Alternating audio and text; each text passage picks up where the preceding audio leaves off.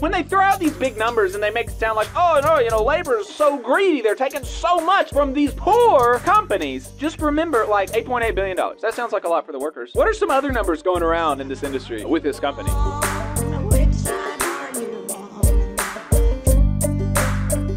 UAW in the news a lot, and last week, Jim Farley and Shawn Fain traded barbs in the media again, with Jim Farley being the antagonist, saying that, you know, basically implying that because of the UAW strike last year in 2023, Ford might outsource some of their new production, specifically EV production.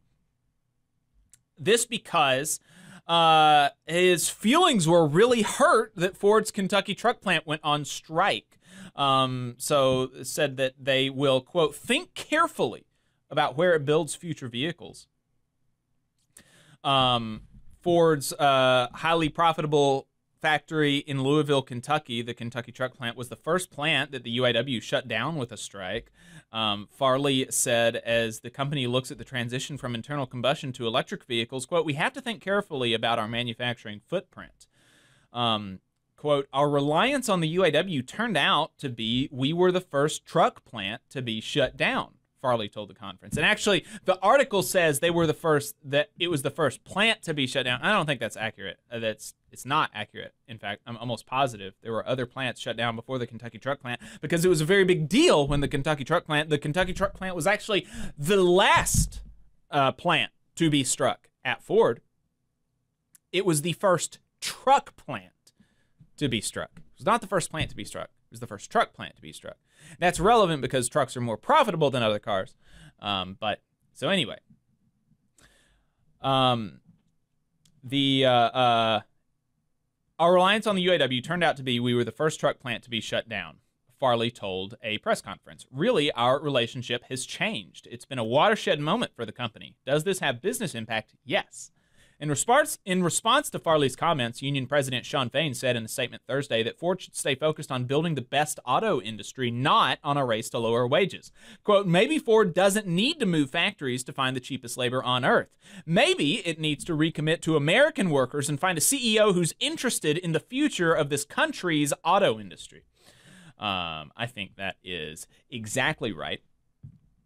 And, you know, what this does is makes it all the more important that in addition to the record contracts as it relates to compensation that the UAW was able to achieve, which were really remarkable, taking the top wage to $42 an hour and decreasing the progression to 3 years to get there. 27% raises over the course of the contract before you take into account COLA, which brings the estimated total wage increase of the top rate to 33%, with the starting rate raising over 60% over the course of the contract. Hey, 5 seconds. Just wanted to say that this is only possible because of our donors. If you want to see more of this, then consider donating yourself at tvlr.fm/donate. I mean, a lot of really good stuff for auto workers at Ford in this contract. In addition to that, they were able to win the right to strike over investment decisions and plant closures at the entire company. So if Ford decides that they want to try to make EVs in Mexico, previously, the UAW would have been shackled by their contract if Ford made that decision. They would have not been able legally to strike. Now, does that mean they can't strike? No, actually, illegal strikes are possible and they're good, and you should do them sometimes. You should recognize the cost and the potential risks, right? But that doesn't mean just because it's illegal doesn't mean you shouldn't do it.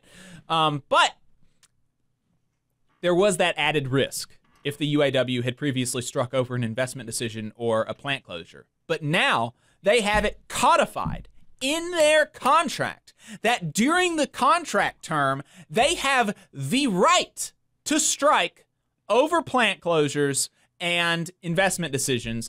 And what it means that they have that legal right is that if they had done it where they had said they would not do it, then they could be sued for even potentially, I think, lost profit, right? I mean, there's real serious financial consequences for striking inside the contract if your contract doesn't allow you to strike for this specific reason. So that gives the UAW so much more leverage than they would have had otherwise when it comes to investment decisions like that. And so there's going to be a big fight if Farley tries to make good on this on these threats, and we'll see how much it is how much these words are just threats, how much they're just barks from a dog, or how much intent there is behind that, right? Because it could be potentially that he's just saying this, and he knows what the ramifications would be if he tried to do this, and he just wants to try to scare the UAW into compliance and into the more docile temperament that they have had for the last 50 years or so. But Shawn Fain's response really shows that doesn't seem like that's going to be happening. So we're going to keep a close look on that, and it's a very important story. The Biden administration was asked about it. Karine Jean-Pierre was asked at the White House press briefing, and that they said that the Biden administration will do everything that they can to make sure that Ford does not make good on those threats to outsource production. They want to do everything that they can to keep Ford producing here.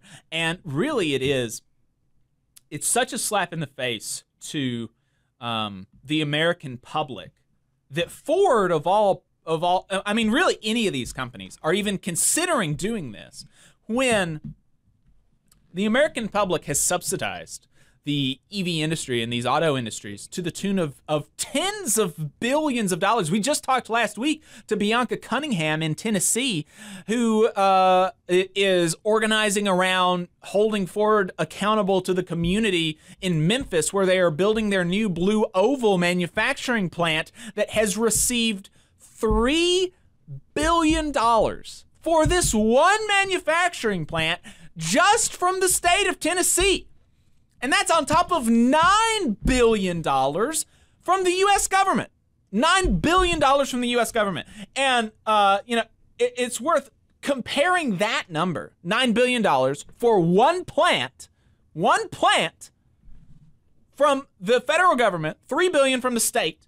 Let's compare that to the total estimated cost of the new expenses from the UAW contract. That total expense over the entire 4.5 years of the contract, the total increased labor cost is $8.8 billion. It's less than even the subsidy from just the federal government for one manufacturing plant, right? I mean, so, when they throw out these big numbers and they make it sound like, oh, no, labor's going crazy. They're so greedy. They're taking so much from these poor companies.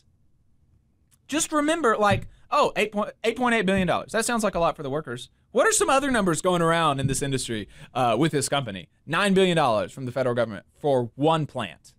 I mean, it's just, it's a total farce. It's a total farce, and Shawn Fain sees that for what it is, and it looks like the rest of the UAW is seeing that for what it is, and it looks like the rest of the auto industry is seeing that for what it is.